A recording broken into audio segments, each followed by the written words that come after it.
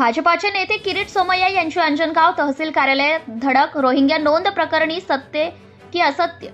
अमरावती जिल्ह्यात अंजनगाव सुरजी तहसील कार्यालय येथे जन्म नोंदी ह्या रोहिंग्या बांगलादेशी नागरिकांच्या झाल्या असाव्यात असा आरोप किरीट सोमय्या यांनी 5 दिवसांपूर्वी मालेगावच्या प्रकरणाशी जुळत संशय व्यक्त केला होता।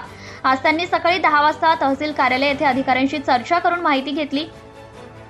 तहसीलदार पुष्पा सोळंके यांनी बोगस नोंदी झाल्या नसल्याचा आरोप फेटाळून लावला होता। त्यामुळे आज गोपनीय पोलीस अधिकारी, सीबीआय गुप्तचर पोलीस पथकाचे कर्मचारी या ठिकाणी तळ ठोकून होते। कलेक्टर अमरावती यांच्या नेतृत्वात चौकशी समिती गठीत करण्यात आली आहे। या समितीमध्ये विभागीय दंडाधिकारी दर्यापूर यांच्या अध्यक्षतेखाली पोलीस उपविभागीय अधिकारी अंजनगाव, गटविकास अधिकारी पंचायत समिती अंजनगाव, नगर परिषद मुख्य अधिकारी अंजनगाव या चौकशी समितीमध्ये समावेश असल्याचं समजलंय।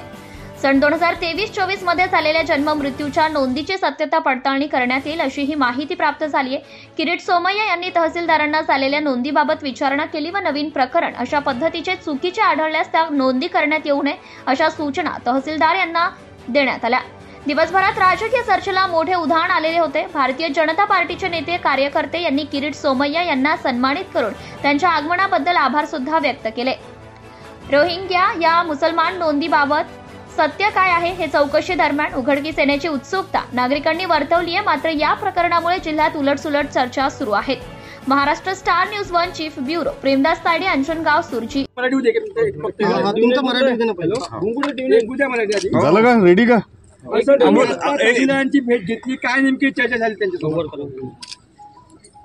आज जे जिल्हाधिकाऱ्यांनी विशेष पथक नेमलंय त्यांच्या सोबत सुमारे 50 मिनिटं विस्तृत चर्चा झाली।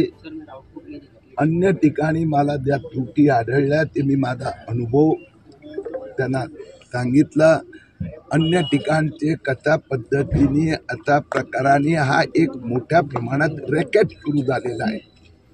भिवंडी असो, गोवंडी असो किंवा अंजनगाव असो की मालेगाव असो, तरी हे कुठलं तरी ग्रुप मोठं काम करते। त्याची मोडस ऑपरेंडी मी त्यांना समजवली आहे। ते आता तपास 2 भागात करणार आहेत। एक जे काय 569 की काय जे जन्म प्रमाणपत्र देण्यात आले त्याची ते फेर तपासणी करणार आणि तशाच पद्धतीने जे नवीन आलेल्या अर्ज ते चेक करणार।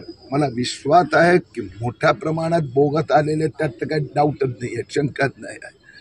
पण जे हिते भारतीय, हिते ज्यांचा जन्म झालेला आहे आणि चुकून, कारण की कुणाचं जन्म प्रमाणपत्र subscribe now and press the bell icon. Never miss an update.